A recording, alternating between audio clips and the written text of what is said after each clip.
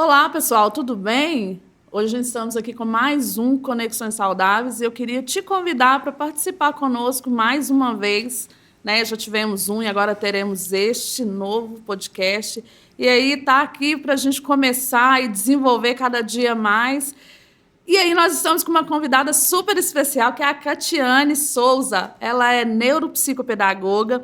Ela também faz avaliação psicopedagógica. Ela também é professora e ela também está especializando em ABA e em TRG. Então, Catiane, fala mais um pouco do seu trabalho para nós. Olá, tudo bem, Leila? Tudo bem, pessoal de casa? O que acontece? Nessa formação, né, nosso trabalho dentro das habilidades cognitivas, né, buscar quais são ali as defasagens que podem ser tanto desafios momentâneos quanto pode estar ligado a transtornos. E nisso a gente faz intervenções, né, ou avalia o caso. Então, assim, normalmente inicia-se por uma avaliação, até para saber de que ponto partir, e aí a gente, dentro dessa avaliação, dentro ali das habilidades que estão com mais defasagens, a gente começa a trabalhar para ajudar a pessoa, né, a criança ou o adolescente, a desenvolver, a estimular essas habilidades a se fortalecerem dentro do que a gente chama do campo neural das conexões, né? E quais são as abordagens que vocês mais usam lá, que vocês trabalham com as crianças, que vocês veem, assim, que eles se desenvolvem mais? Ou tem uma específica ou não? De repente você olha de acordo com a necessidade? Como funciona isso? Olha, sempre que a gente trabalha com crianças e adolescentes, o nosso foco principal é que essa abordagem ela seja da forma mais atrativa e também descontraída. Então, a gente trabalha muito com jogos, por isso que as pessoas falam assim, nossa, meu filho vai para a sessão de terapia, mas ele só brinca, não é? A gente costuma escutar isso muito dos pais, tanto dentro da psicoterapia quanto dentro da estimulação cognitiva. Mas essas brincadeiras, elas sempre têm, esses jogos, eles sempre têm um foco. A gente ali vai trabalhar dentro das variadas habilidades, vamos dizer, dentro da habilidade da criança se organizar, dentro da habilidade percepto-visual, habilidade psicomotora, tanto fina quanto grossa. Então, a gente busca, dentro da ludicidade, fazer com que a criança desenvolva essa habilidade de uma forma mais prazerosa. Até porque, né, quando você trabalha com crianças, você trabalha o lúdico, né? Porque eles são crianças, né, que brincam, que se desenvolvem exatamente na brincadeira, né? Nós fomos desenvolvidos quando criança, assim, brincando na rua, ou brincando, né, com os amigos, brincando em casa, com os brinquedos e tal. E a forma lúdica também, às vezes você vai usar ali o quê? Um brinquedo ali, uma boneca, para poder fazer uma interpretação ali de um sentido? Isso, são variados os brinquedos. Em cada contexto, esse brinquedo vai ter ali uma visão, né? Uma visão técnica. Mas para a criança, ela está brincando, né? Ela está ali naquele momento dela de prazer. Até porque a gente sabe que os campos, né, onde estão fundamentadas as nossas aprendizagens, eles estão muito próximos do nosso campo límbico, do campo das emoções. Então, a gente precisa que isso seja de uma forma agradável. Você acha, assim, que no campo digital, o que você acha que está acontecendo no desenvolvimento mental das crianças? Você acha que está sendo positivo? Está sendo... Aí eu falo assim, vou explicar melhor. Quando você vê as crianças usando, muitas das vezes, o telefone na aprendizagem, ou às vezes pesquisando muito, você acha... O que isso está contribuindo no seu ponto de vista, ou não contribui para as crianças no neurodesenvolvimento? Bom, já temos inúmeros estudos, né, que mostram que essa questão digital ela tem sido muito prejudicial para o desenvolvimento da criança. Se a gente for usar de uma forma muito direcionada, com um tempo determinado, Ali nós temos também muito que acrescentar. Inclusive, dentro do consultório, eu faço uso também de aplicativos que são diretamente para aquele objetivo. No entanto, a gente sabe que no uso cotidiano não tem sido assim. Então, usado de forma voltada para esse aprendizagem, de uma forma bem intencional, funciona bacana, funciona bem. Depois precisa ter um feedback, né? Buscar dessa criança o que ela aprendeu ali. Mas se for só de uma forma de que a criança ali se desenvolva, que ela aprenda sozinha, a gente sabe que já não está funcionando muito bem, não. Esse ano passou a vigorar nas escolas, inclusive, a lei, né, que faz a proibição do uso do celular, justamente por isso que a gente, né, foi percebido de maneira geral o quanto isso tem sido um prejuízo. Mais prejuízo, infelizmente, do que acrescentando aí nesse desenvolvimento. Porque tira da criança a socialização, que é tão importante, e é uma base importantíssima, fundamental para ela se desenvolver. Porque eu não me desenvolvo sozinha. Você, enquanto um ser que é um ser social, nós nascemos seres sociais. Nós estamos perdendo essa capacidade. Então, assim, dentro dessas interações sociais, a criança aprende a esperar a sua vez, a perder, a ganhar, a chorar, né, a se frustrar ali, mas depois logo ela quer voltar para a brincadeira, porque ela entende que é mais divertido voltar para brincar do que simplesmente ganhar. Só que hoje, infelizmente, dentro dos jogos online, não. Terminou ali, se eu perdi, eu reinicio esse jogo, jogo de novo até ganhar. Então, tem trazido prejuízos enormes nesse sentido. E aí eu quero falar sobre os pais, né? Porque os pais, muitas das vezes, estão vivendo, né, trabalhando, correndo atrás, batalhando, e às vezes tem, né, tentando, né, dar uma condição melhor para o filho, né? E aí, o que é que acontece? Às vezes a criança está exposta à tela muito cedo. Ali eu conheço pais, às vezes, que liberaram a tela para os filhos com 2 anos, assim, já deixa dormir com o telefone ligado, com uma musiquinha ali, ou um videozinho infantil, claro, mas está exposto à tela. Sim. E isso também pode ser um agravante para a saúde mental dessa criança, para o desenvolvimento mental dela. Porque isso pode o quê? Pode ter outras coisas que vão acontecer. A gente vê muitas crianças que estão com muita dificuldade de concentração, de atenção, de aprendizagem mesmo, né? Às vezes vai para a escola, quando chega lá na escola, 2 anos, aí 3 anos já começa a ir para a escolinha. Eu já vi crianças, bebês, chorando porque queria só o telefone. Poderia oferecer um brinquedo, mas eles não queriam, eles queriam o telefone.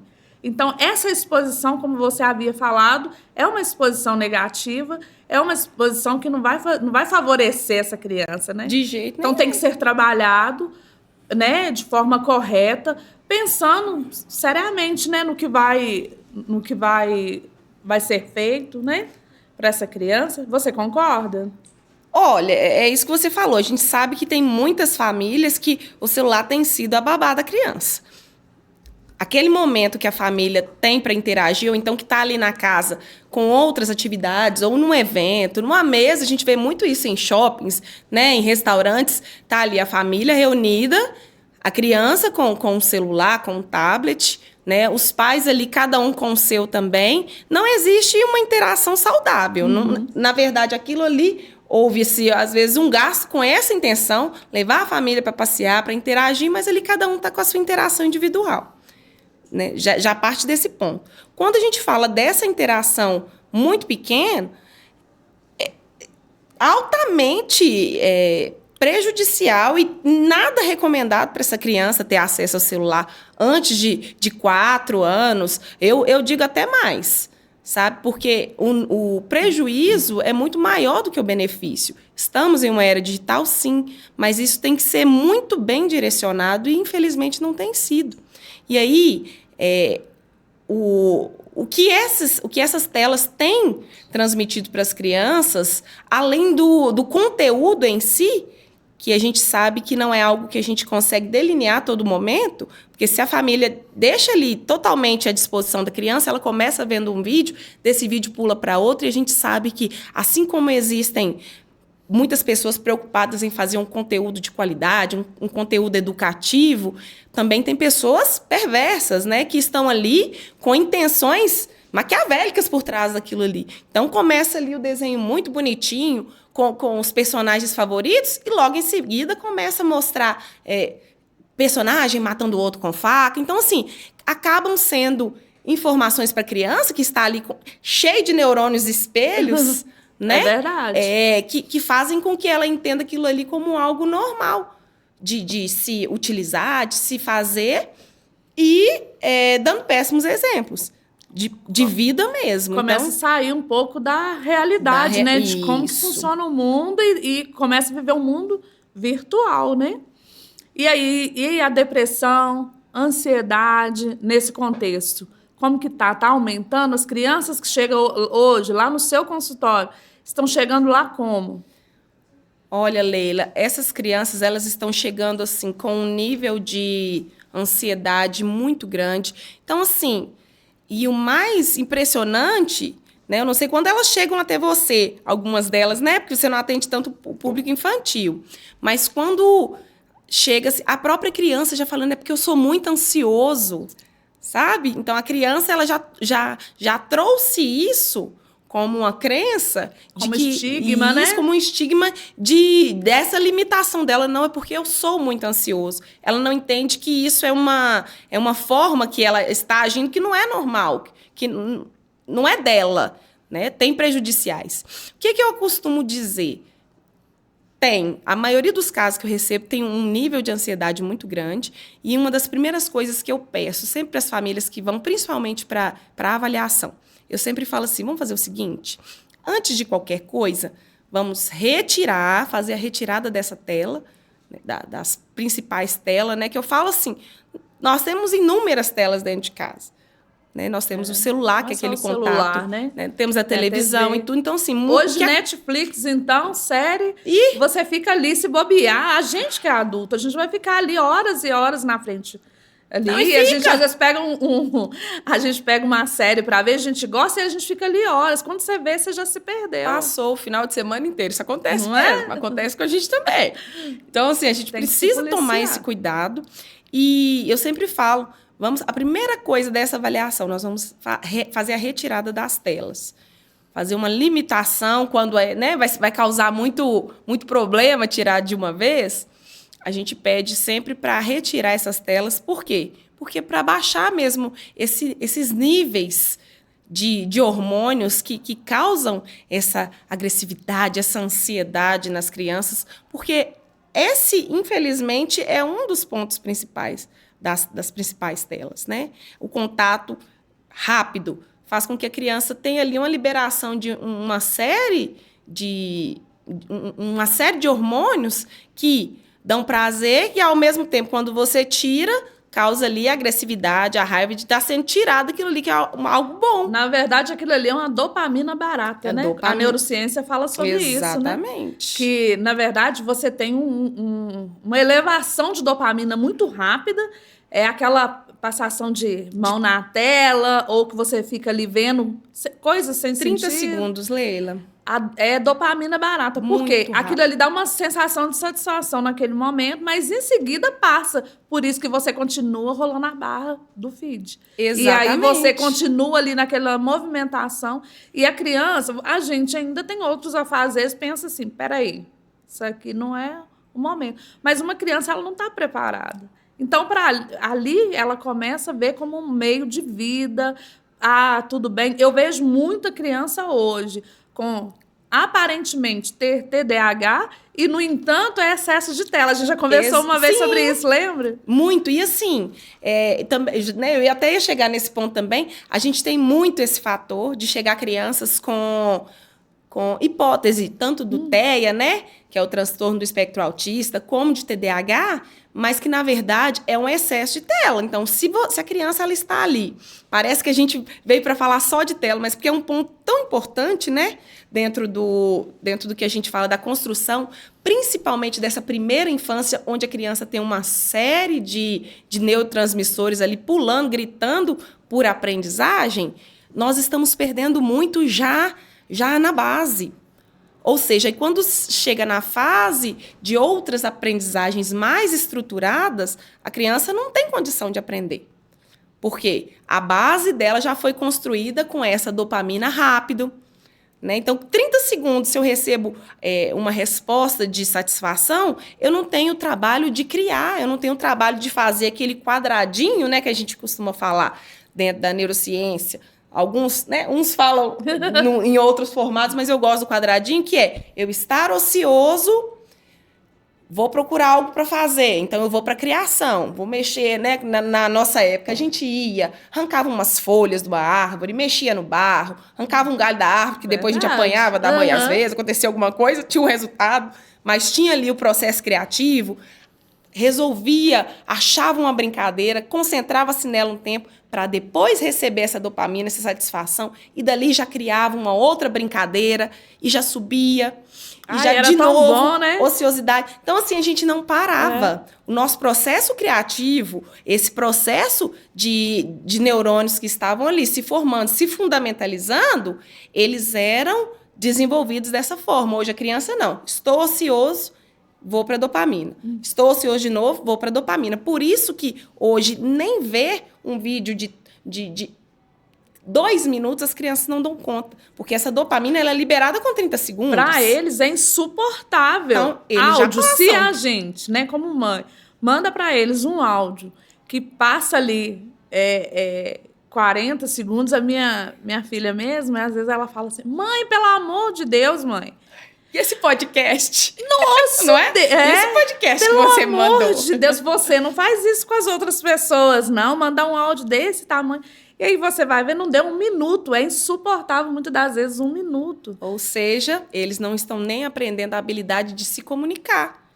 A gente vai conseguir comunicar tudo que a gente precisa, às vezes, em 30 segundos? De forma alguma. Não vamos conseguir. É absolutamente impossível então, eles isso se acontecer. Tornam cada dia mais impacientes, mais nervosos, intolerantes, que aí já gera uma questão que eu vou, em algum momento, eu estou aprendendo agora de forma inconsciente, mas futuramente eu vou externalizar isso, né? Eu não tenho um pingo de tolerância com o outro, com o tempo que o outro demora para falar. Então, todo mundo tem que ser na faixa daquele limite meu, que é de 30 segundos, que é o tempo que a dopamina cai aqui, que me satisfaz. Passou disso, a minha atenção já volta para outra coisa. E quando a gente vai para o campo da atividade, da vida real... Do campo escolar, né? Aí vamos para a escola. Que professor... Eu penso assim, né? Eu estou dentro da escola também. A gente sabe que tem professores hipercriativos. A gente tem buscado muito isso. A maioria tem se proposto a buscar novas ferramentas mesmo, porque a gente sabe que a geração é diferente também, não vai aprender mais como a sua geração aprendeu, mas quando a gente vai para a escola, nenhuma atividade que a gente der para a criança, por mais criativa que seja, ela vai ter esse nível, vai dar esse nível de satisfação para a criança a cada 30 segundos. E o que a gente faz nesse período? Eu fico imaginando se fosse com a gente, porque como que a gente estudava?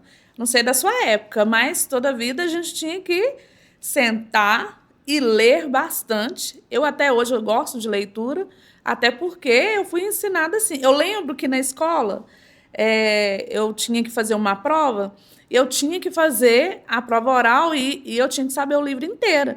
Então, a Joyce, eu instruí ela a ler, hoje ela lê muito, por conta que eu tinha que ler para me aprender. E aí eu falava com ela, agora nós vamos sentar e você vai me contar o livro. Até hoje ela fala. Ela falou, mãe, eu acho que ali eu aprendi a gostar de ler, porque você me obrigou. Ela fala, me obrigou. Mas é um obrigou antes, né? Mas era natural, né? Foi natural para mim e ensinou ela a querer ler. Porque ela viveu também numa outra era, de pensar assim, peraí, é na leitura que eu vou aprender. Hoje, os mecanismos também, hoje o ChatGPT, que não precisa mais de pensar. Se você tiver uma prova e tiver um telefone, você vai lá e faz a prova. E, no entanto, mas não adquire conhecimento. Não aí fica, que tá. Né? Não cria o quê? As conexões neurais. Que a gente fala que é o que a gente vai precisar para a vida toda. Não é só para a matéria. A gente, muitas das vezes, as crianças, adolescentes, estão assim, eles estão ali na escola por aquela obrigação, porque meu pai mandou, eu tenho que vir, né? Eles não pensam que a vida é para além disso. Um pouco culpa da gente, porque com a situação, com a frase do eu vou dar para o meu filho tudo que eu não tive, eu estou esquecendo, a gente tem esquecido muito de dar para os nossos filhos aquilo que de fato eles precisam. Eles não precisam daquilo que eu não tive. Eles precisam do que eles naquele momento precisam. E isso está ficando, a gente percebe nitidamente, Leila, está muito vago. Tem um buraco negro gigantesco na vida das crianças. E aí, antes de você falar isso, eu queria falar com você que está assistindo Conexões Saudáveis, para você comentar, para você falar se você está gostando, se a nossa conversa está sendo interessante para você e se faz sentido para você. Fala aí, comenta para nós, tá bom? Então, fala para nós a respeito das famílias. Eu fico vendo a questão da família.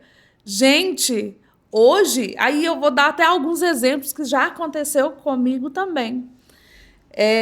A gente vê no aspecto familiar, o que você falou, que os pais estão dando tudo para os filhos, mas estão esquecendo de dar o essencial, o melhor. Muitas das vezes não dão atenção, não senta para conversar, não se importa com a vida do filho, porque eu já estou dando aqui, ó, já tá com o iPhone, o mais novo, né? Já tem uma vida que eu posso sair a hora que eu quiser, eu compro as melhores roupas, mas o principal muitas das vezes não está dando. Querendo saber da vida escolar, o que está acontecendo lá na escola, participando das reuniões e sabendo como que está o desenvolvimento daquela criança ou daquele adolescente, né? Isso acontece lá. E como que é essa relação com os pais, a escola e os pais? Fala para nós um pouquinho. Olha, cada dia mais, o que a gente percebe é que esse buraco negro, ele tá só crescendo. É como se fosse... Vamos falar buraco negro, não fica uma coisa assim muito agressiva, né? Vamos colocar como se fosse uma linha de construções, né? De todos os nossos aprendizados, tudo, essa linha que a gente vai carregar para a vida. Vamos colocar assim, para ficar mais interessante. Aí nós temos lá cada uma das aprendizagens que vão fazendo parte do que eu sou.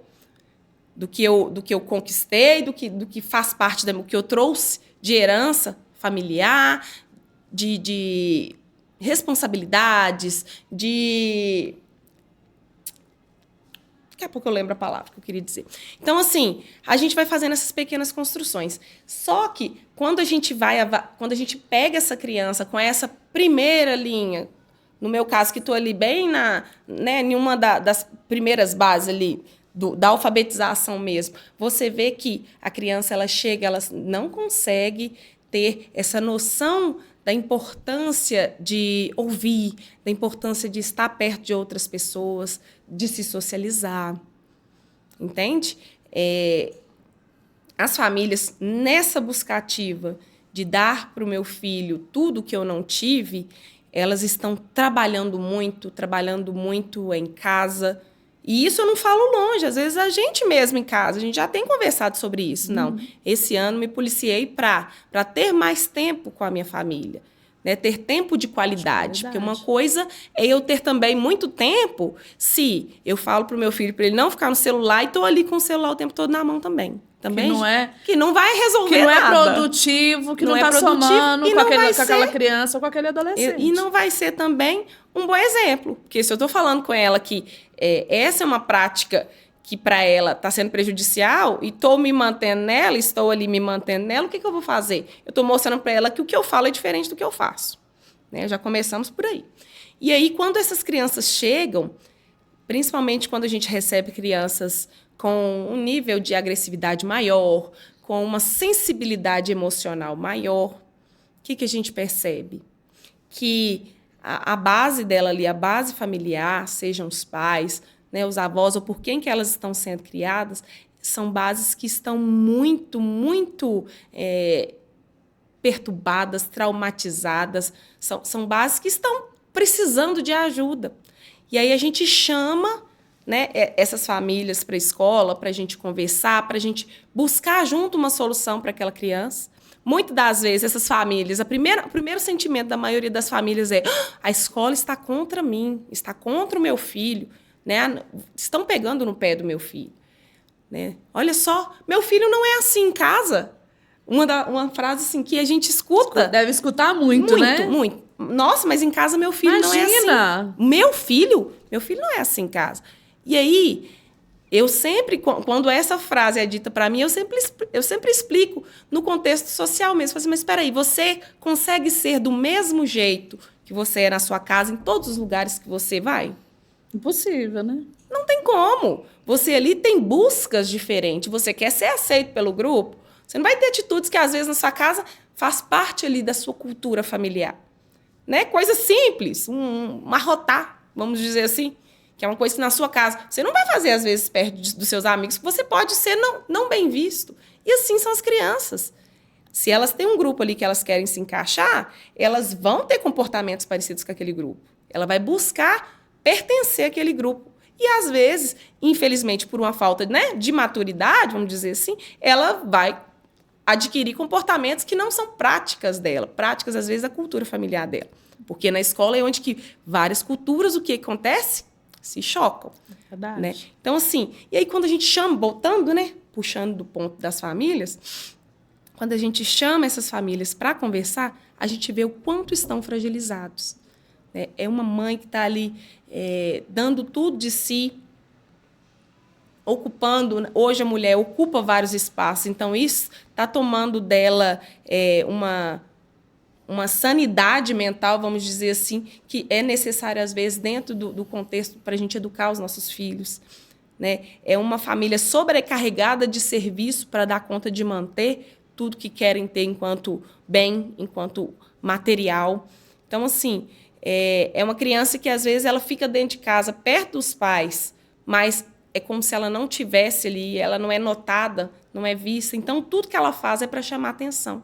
Então, às vezes, ela aprendeu que se ela jogar uma coisa no chão, se ela quebrar, vai ser a hora que ela vai escutar o nome dela. Ela, inconscientemente, ela não sabe que isso é ruim, mas é a forma que ela encontrou de ser notada. É um meio, né? Então, ela vai ali ter comportamentos que, às vezes, não são os melhores para ela, né? E vai trazer prejuízo futuro. E isso vai levar também para o campo escolar. Com certeza. Ela, muitas das vezes, ela está naquele sentimento ali de querer chamar a atenção. Muitas das vezes ela está no ambiente escolar, ela está ali também tendo comportamentos que para chamar a atenção. Para que alguém olhe para ela, para alguém olhe para a dor dela. Para ser notada. Né? E assim, vira algo normal, né? Muito desses comportamentos. Eles acabam se tornando algo normal para a criança. A mesma coisa quando ela tem ali um comportamento que não, na prática não seria bem aceito. Mas se na casa dela está tudo bem, quando ela faz, se não existe um bom, né, uma forma bacana ali de intervir, essa criança também vai achar que aquele comportamento eu posso continuar proliferando aí, continuar passando para frente esse meu comportamento, que vai dar tudo certo. Na minha casa está tudo bem, aqui também vai estar. E não é bem assim, porque a gente precisa trabalhar com essas crianças. Eu falo que a gente sabe que da forma que nós fomos criados, que houve com a gente a forma da educação, a educação de casa, né? Vamos falar daquela educação que precisa vir de casa, ela foi brutal às vezes, né? Foi muito forçado por uma falta, às vezes, de intelecto, de consciência mesmo, dos prejuízos futuros que aquilo traria. Até trazendo também aquilo que eles aprenderam, eles replicando nos filhos, né? Exatamente. Ó, os neurônios espelhos novamente fazendo sentido, né? Então, assim, ali, as famílias replicando que se eu apanhei, eu preciso bater, se eu ouvir gritos, eu preciso gritar. Então, assim, funcionou para aquela época e dentro do contexto que era o que tinha. Hoje, a gente não consegue essas mesmas ferramentas. Mas, assim, uma coisa que eu falo que a gente, às vezes, cita muito essa parte ruim, mas a gente esquece de citar, é das partes positivas, a forma... A gente sempre foi educado a respeitar o outro, a respeitar o direito do outro. Hoje, nós vivemos numa sociedade que as crianças, desde muito pequenas, elas estão cientes dos seus direitos.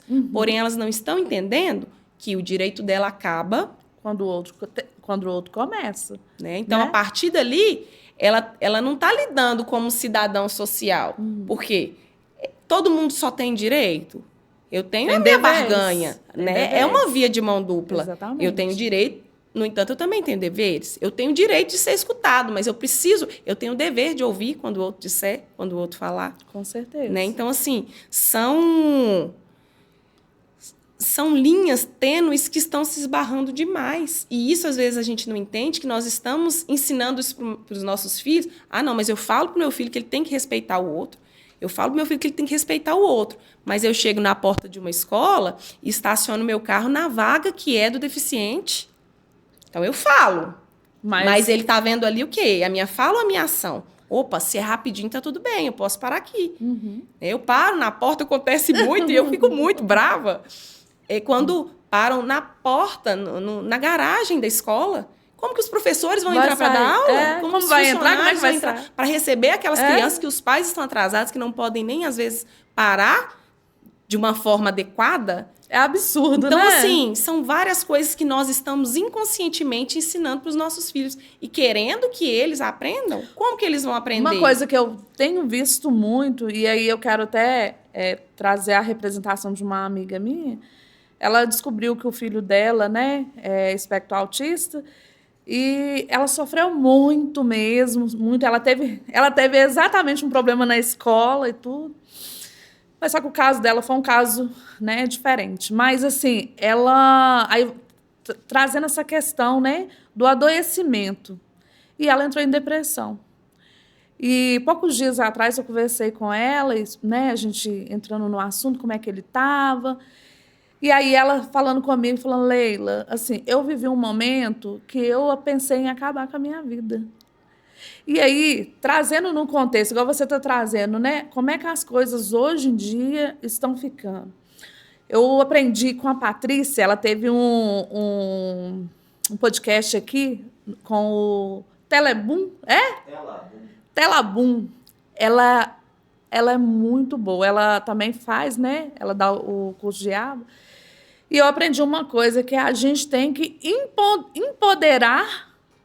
Quando a gente descobre que um filho está entrando nessa questão, entender o seguinte, peraí, eu estou vivendo essa situação, mas eu não sou pior que ninguém. E aí eu levo ela de novo para essa questão, porque ela também, como estudante de psicologia e comportamento, nossa, doeu demais para ela, foi muito difícil para ela, mas porque entender isso para os pais é muito difícil. Entender quando o filho vai para a escola e ele tem comportamento aversivo daquilo que ele prega dentro de casa, é muito difícil para os pais. E aí eu queria trazer para você essa questão, a importância da gente cuidar desses pais também. Você acha que isso é relevante? Porque se você for pensar bem, muitas das vezes a gente vê que a população está adoecida. E aí quando você vai bater um papo com o pai, com a mãe, eles acham que a educação vem da escola, e não é. É a gente que manda filhos, a gente educa em casa e leva para a escola. Não é a escola educa e manda para casa. Sim, a educação na escola tem uma contribuição. Tem, porque lá eles passam um maior tempo, né, de estudo, eles convivem com outras pessoas, eles socializam. Eu vou colocar em prática aquela educação que eu estou aprendendo em casa, né? Mas eles estão colocando em prática. Não estão lá, os professores não estão lá para poder eles educarem os filhos. E aí, de novo, eu trago essa mãe, né, nesse contexto social de dor, deprimida, oprimida pela questão do filho, sem um posicionamento de ninguém, ela não teve ninguém para ajudar ela. E aí, às vezes, ela me contava e eu ficava assim, meu Deus, como que eu posso ajudar essa mãe? E aí, a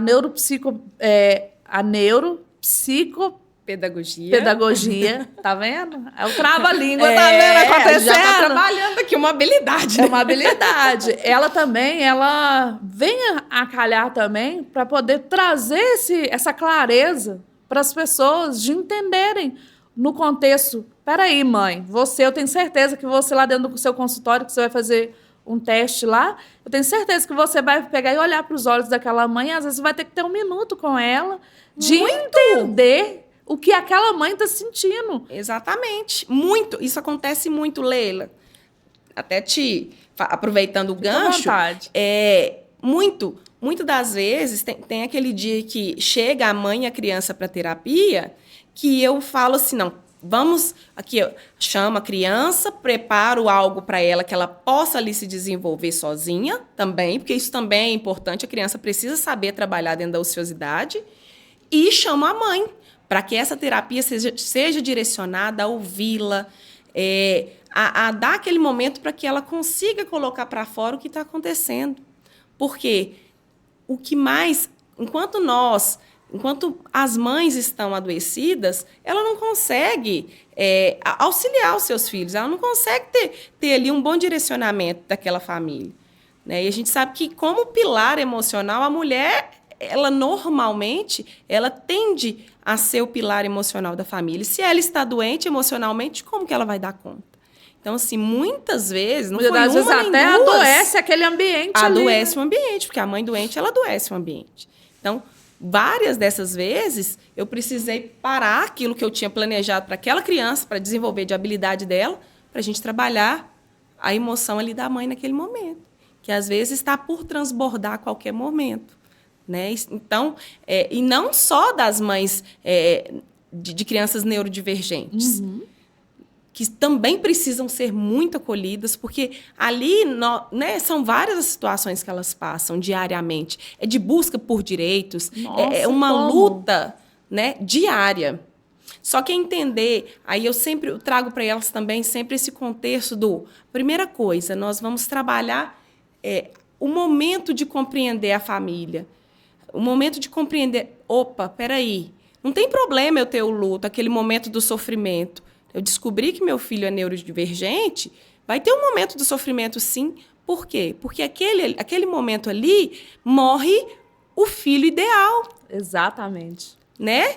Não que aquele filho não continua sendo amado, mas ali aquela imagem, primeira né, imagem que ela criou, da idealização do filho acabou de morrer. É do filho que... Né? Meu filho ali vai depender. Na verdade, o maior medo das mães é do sofrimento do filho. É que ele não vai ter o mesmo... Não vai ser da mesma forma que um menino, por exemplo, que vai para a escola todos os dias, que não precisa da mãe levar, ou que não precisa de frequentar um CRIE, né? É o nome? CRIE, né? Ou é outra forma de vivência, é outro contexto de vida que está ali. E ela tem uma idealização. Quando você engravida, você tem uma idealização de como você quer criar aquele filho, como é que ele vai se desenvolver, você já planeja como vai ser a adolescência. Às vezes até a gente planeja até o que ele vai ser quando ele crescer, né? É uma idealização, mas ali está quebrando esse tabu na vida dela, né? Vamos dizer um tabu, porque ela tem uma visão de como seria, e aí ele tem que ser quebrado. É quebrado. Então, assim, é importante, sim, que a família viva esse luto, porque é um período de luto e precisa ser passado pelos dois. Eu percebo, assim, que os pais eles têm uma aceitação muito menor, principalmente nos casos das crianças neurodivergentes, de entender, não, mas quando eu era pequena eu era assim. E, deu tudo certo. Exatamente. Então, assim, será que deu tudo Isso certo é pirraça. mesmo? Será que podia não ser melhor? Uhum. Né? Então, assim, às vezes tem um conflito interno ali que só ele sabe, mas a gente não vai entrar num combate. Mas aquilo ali, a gente vivencia aquele luto e agora? Buscar fontes seguras de informação, pessoas que possam ajudar, entender que a neurodiversidade ela não traz ali uma incapacidade. Quando a gente trata do capacitismo, e às vezes a gente escuta muitas discussões do receber benefício ou não receber benefício. Não, mas meu filho é autista, eu não consegui o benefício. Por quê? O autismo, ele não dentro do direito, sim, ele é uma deficiência, no entanto, ele é uma forma do cérebro de um funcionamento diferenciado que, se a gente for olhar, cada um tem o seu jeito de funcionar. Com certeza, Ele vai ter ali também alguns pontos dentro das suas de habilidades de atenção, de habilidades sociais, né, da própria fala, vão ter ali prejudicados, mas não tem nada a ver com o quociente intelectual dele. Com a habilidade manual ele vai poder trabalhar, só que isso vai fazer o quê? Isso vai dar trabalho. Isso vai me trazer um momento ali de pesquisa, de busca. Quais os especialistas que hoje o meu filho precisa? Nem sempre toda criança que tem TEA vai precisar, a princípio, de uma neuropsicopedagoga. Por quê? Porque se ele tem ali um quociente intelectual bacana, dentro do normal, ou muitos deles até superior, ele vai se desenvolver bem, mas ele vai precisar de um psicólogo. Por quê? Se a habilidade social é algo que se espera do ser humano e que ele vai ver que está acontecendo ali ao redor, com os coleguinhas dele, ele vai entrar em conflitos. Por que eu não consigo? Por que eu não consigo? Por que as pessoas não conversam às vezes comigo? Sabe? Por que eu não consigo? Por que eu sou diferente? Tem muito essa pergunta, né? Isso. E também eu acho que um agravante também é quando as famílias escondem, principalmente quando a criança ou o adolescente tem uma capacidade de compreender, não fala. Porque aí todo mundo que está perto daquela criança está falando sobre isso. A gente escuta falar sobre o autismo o tempo todo, só que aquela criança, ninguém sentou com ela, aquele adolescente, ninguém sentou com ela e falou assim: olha, você está dentro do que a gente chama do TEA, e são esses os prejuízos, nem que seja de uma forma técnica, ou então pedir para que um dos amparos ali terapêuticos dessa criança faça isso, ela precisa saber. Porque senão as pessoas vão estar falando dela o tempo todo perto dela e ela vai se sentir ofendida com uma coisa que nada mais, nada menos é do que uma característica que é dela, que não a diminui aquilo que a gente fala, né? Que você chegou, não a diminui nem a torna superior. Né? Mas é uma forma diferente que ela precisa para lidar com o dia a dia dela, com as vivências dela. Então, isso é muito importante. Né? Eliminar, baixar esse nível de capacitismo também, que eu acho que tem prejudicado muito. E essas mães, essas famílias serem acolhidas de início, já serem o máximo possível esclarecidas, porque é o que tem adoecido. É a falta do conhecimento, né? O conhecimento, da mesma forma que o conhecimento traz a luz, aí, né? E conhecereis a verdade, não é assim? E você será liberto, vamos levando para um campo religioso.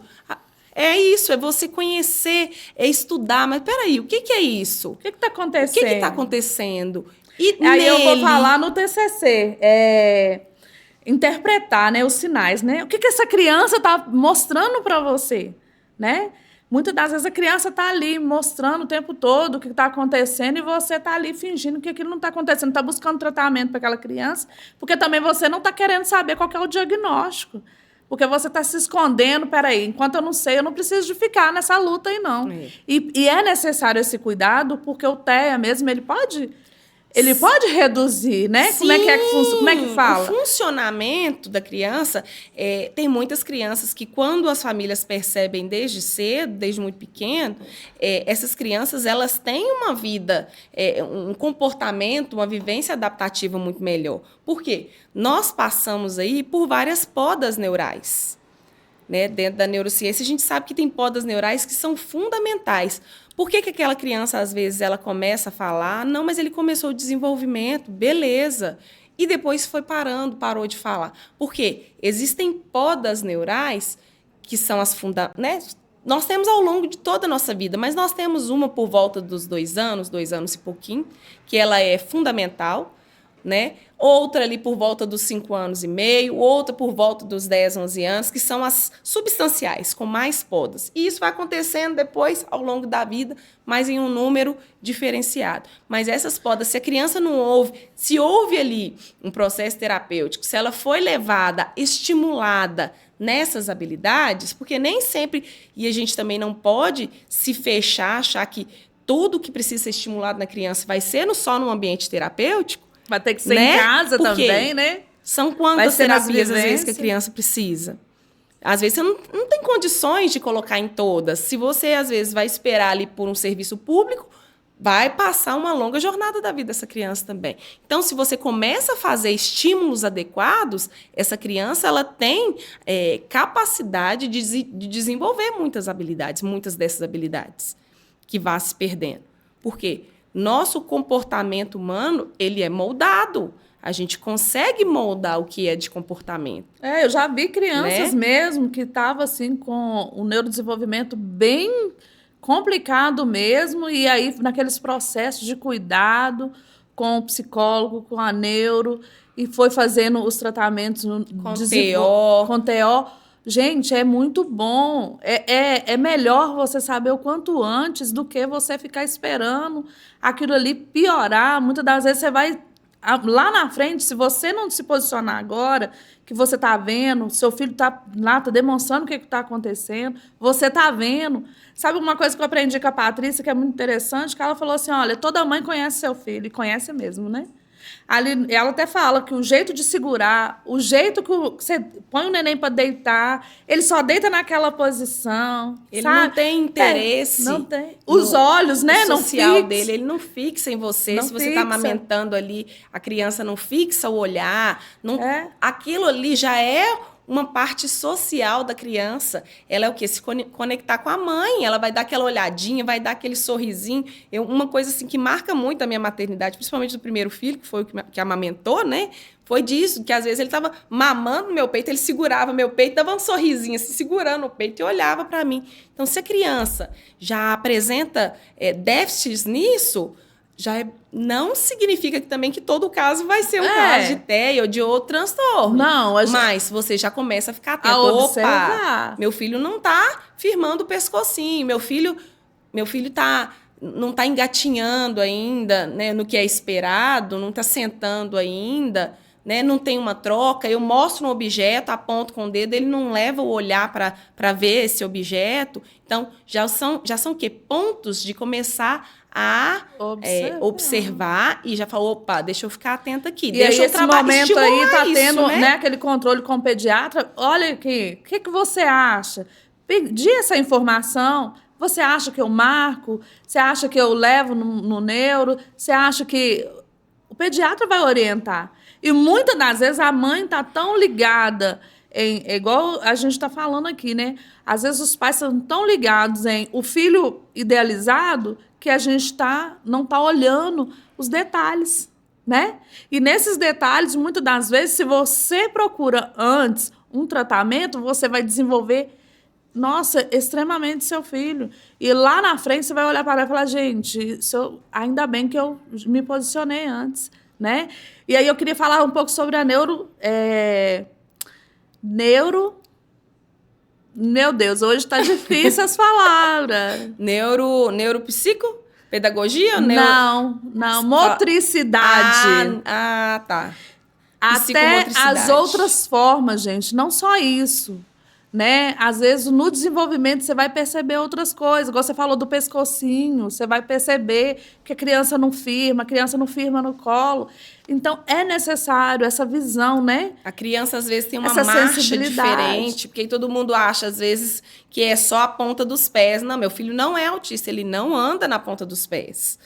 Né? Então, tem muito disso também. A marcha ali, ela destoa muito. Você vê que, peraí, normalmente, criança não anda, né? Criança corre. Depois que eles aprendem a andar, eles não querem andar mais, não. Eles querem correr. Então, ali, percebeu que aquela marcha destoa muito dos outros, é bom dar uma olhada, que às vezes também é só motivo de estímulo, de focar naquilo ali um tempo para trabalhar, porque eles estão novinhos. Ali, os neurotransmissores estão borbulhando naquela cabecinha. A gente está gastando aquele monte de neurotransmissor de aprendizagem no celular. E está deixando dele correr ali no quintal, dele pular. Ou então o menino vai pular de algum lugar, a gente corre e segura o menino no ar, não deixa o menino mais pular também, não. Porque é perigoso ele cair e chorar, né? Nem machucar. Meu filho não pode nem chorar mais. Então, assim, observar nesses pequenos detalhes. Nós mesmo temos uma sobrinha que ela chama Valentina. E ela é extremamente inteligente. Eu falo assim que ela não tem base as coisas que ela fala, não, sabe? Ela é uma gracinha. E, assim, a gente vê o desenvolvimento dela. Ela é assim, ela é espoleta mesmo. É aquelas meninas assim que não fica quieta. E aí a gente vê que ela tá sendo um desenvolvimento muito bom para ela. Tanto do intelecto quanto no ambiente. A gente vê ela correndo, ela quer andar, ela quer conversar. Ela é hiperativa, então você vê assim que ela não para. Então, deixa as crianças brincarem, gente. A gente precisa deixar as crianças brincarem. Elas precisam, às vezes, sair um pouquinho numa pracinha com a criança, às vezes mora no apartamento, ir pro hall ali do prédio, ou sei lá, ir para algum lugar, para um parque, no final de semana com as crianças. Você também está contribuindo para essa criança, para ela também se desenvolver. Exatamente. Enquanto criança, enquanto sabe? Quanto ser social, ser né? social, saber lidar com outras pessoas, saber conversar com outras pessoas. Exatamente, saber, olha, pegou a minha bola, como que a gente faz? Aí é nesses momentos que eles vão adquirindo essas habilidades. E aí, quando você falou para mim, que você acabou de falar assim, ela é hiperativa, também vale a gente reforçar também que tem os pais que não querem ver e tem os pais que veem tudo, né? As famílias e tudo. A criança, gente, é natural da criança ela brincar, ela querer correr, ela perguntar tudo, ela querer saber o contexto de tudo que está acontecendo. Isso não significa que é uma criança com TDAH também não. Porque também a gente tá assim, né? Uns não querem ver nada e muita gente já vendo tudo. Peraí, criança pergunta, criança pula, criança desafia. É normal. Criança é desafiadora mesmo, porque ela pensa que deixa eu ver se dá certo. Vai que cola, né? Então, deixa eu ter esse comportamento com essa pessoa. Às vezes ela não age igual, ela age com o pai, ela age com a mãe.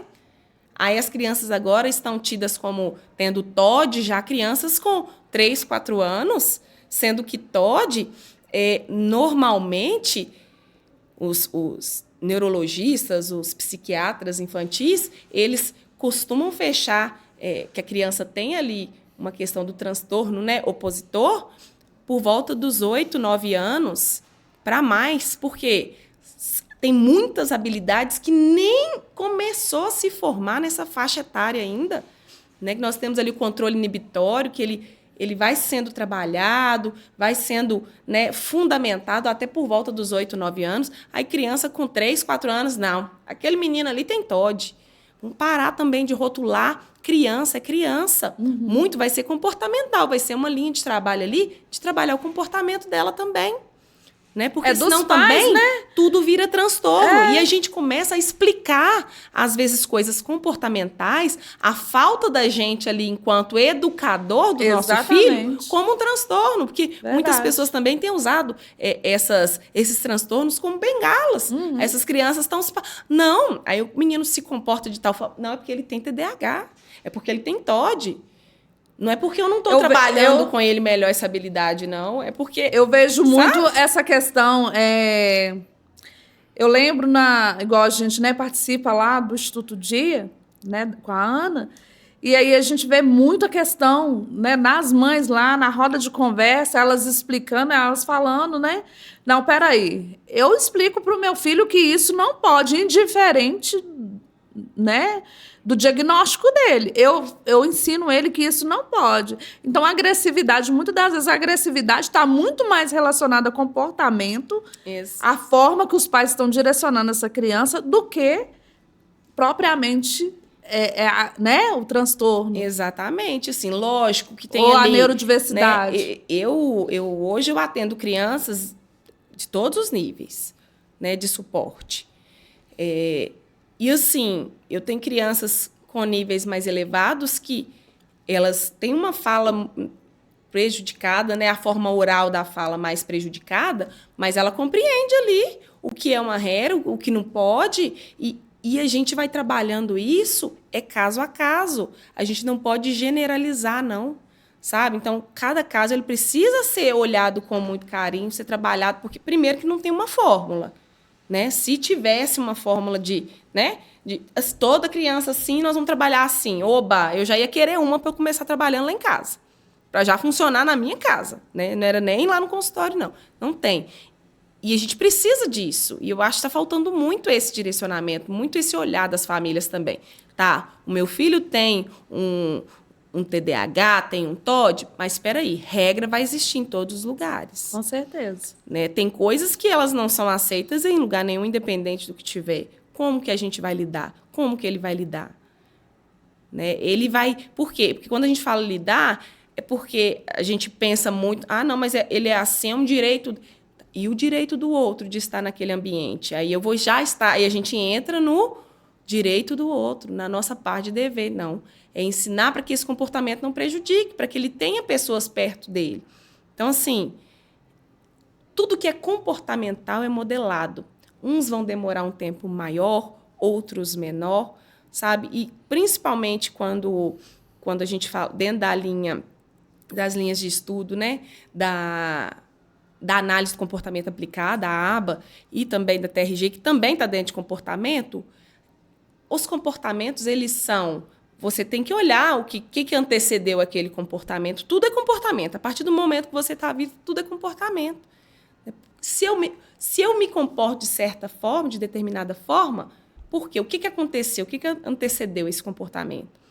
Então, se eu me jogo no chão no supermercado, é porque antes o meu pai ali teve o comportamento de toda vez que eu me jogo no chão, me dá o chocolate que eu peço. Opa, então ele já viu uma forma ali. Ele reforçou ali que esse comportamento me traz, me traz o quê? Me traz vantagens. Então, eu vou manter esse comportamento, porque ele vai me trazer benefício. E o nosso cérebro, o cérebro humano, ele está nessa busca. Ele está na busca da felicidade o tempo todo, né? Do benefício, do retorno. Por que muitas pessoas, às vezes, criticam a aba? Por causa disso. Porque a aba é o quê? Você constrói um relacionamento de comportamento e reforço. Você estimula, estímulo, reforço. Então, assim, mas aí essa é a nossa vida. Nós funcionamos, o funcionamento de qualquer pessoa é por um reforço. E é tão interessante, né, quando você estimula a criança, né, entende que, muitas das vezes, a agressividade dentro de casa é um estímulo negativo. Mas a conversa é um estímulo positivo. E quando você entende isso em tudo, na educação, né, em como você compreende essa criança, sentar para conversar, parar para ouvir. Às vezes também tá lá fazendo isso porque tá chamando atenção. Peraí, deixa eu dar mais atenção. Isso faz toda a diferença. Se você só dá atenção para a criança na hora que ela tem aquele comportamento ruim, vira um reforçador para ela. Ela vai ter mais comportamentos ruins. Porque Exatamente. Toda vez que eu me comporto dessa forma, eu escuto meu nome. Que eu consigo. Né?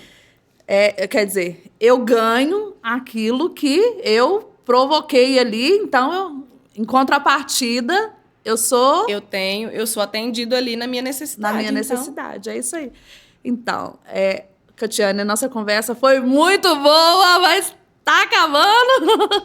E a gente vai continuar esse bate-papo outras vezes. Eu achei que foi muito produtivo. Eu acho que a gente falou muita coisa assim que muitos pais queriam ouvir.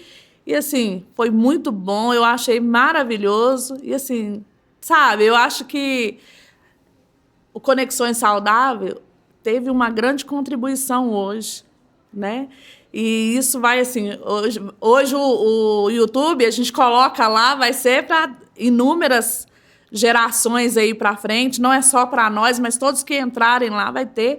E eu espero que vocês também entrem lá, dê sua contribuição, fala das suas experiências para nós. Eu acho que vai ser muito bom, assim como foi bom esse bate-papo aqui. Tá bom? Você pode falar, e se tiver falar mais alguma coisa.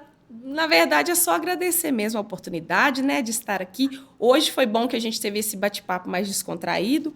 Das próximas vezes, né, que eu espero que tenhamos outras oportunidades, a gente faz de uma forma mais técnica mesmo, para a gente explicar. A gente pode dar algumas dicas para os pais de como trabalhar dentro da análise de comportamento, né, alguns pontos que a gente pode aplicar, aplicabilidade, né, de muito que é teórico, como que eu aplico isso em casa, para a gente ir contribuindo. Mas eu acho que o mais importante é isso, a gente começar a ver que nós não estamos sozinhos, não é um cabo de guerra, nem a escola, nem a sociedade em si, né? Eu penso, sim, a gente sabe que tem muitas situações, mas as pessoas ainda estão muito carentes de informações, de aprender. E aí, quando a gente aprende algo, a gente precisa contribuir. Não é porque eu sou pai que eu vou na escola só para buscar. Às vezes, o que eu vou levar de contribuição, olha, com o meu filho, tem certas coisas que vão funcionar melhor, porque certos estímulos atrapalham. E, às vezes, eu tenho percebido um cabo de guerra entre as famílias e a escola, entre as famílias e a própria sociedade, pela luta dos direitos, e não é assim que a gente vai conquistar esse espaço. A gente precisa unir esses conhecimentos, que cada um com a sua pitada de conhecimento, porque o pai que está em casa também sabe muito do filho dele. O maior especialista ali vai ser ele. A gente ele precisa de uma rede multidisciplinar que venham os pais, outros profissionais que englobem, né? Exatamente. E aí a gente faça a diferença na sociedade. Isso. E a gente está aqui, eu como, né, formanda e quase formada em psicologia, você aí na sua área, e a gente vai cada dia mais a gente vai fazer a diferença por onde a gente passar. Eu falo que conhecimento é assim, ó, você enche o copo, mas você tem que beber, ou, né, porque senão transborda. O que adianta conhecimento só para transbordar? Né? E ele tem que transbordar na vida de alguém. Se for assim, tudo bem, mas se não for, não compensa, né? Então, a gente precisa de, cada dia mais, ter mais conhecimento, passar isso para frente, e a gente está aqui para isso. Conexões Saudáveis está aí para isso, e a Catiane está aí para isso, gente. Qualquer coisa pode chamar aí, que ela vai dar outras dicas, falar com vocês o que vocês precisam. Estou esperando por vocês, hein? Até a próxima.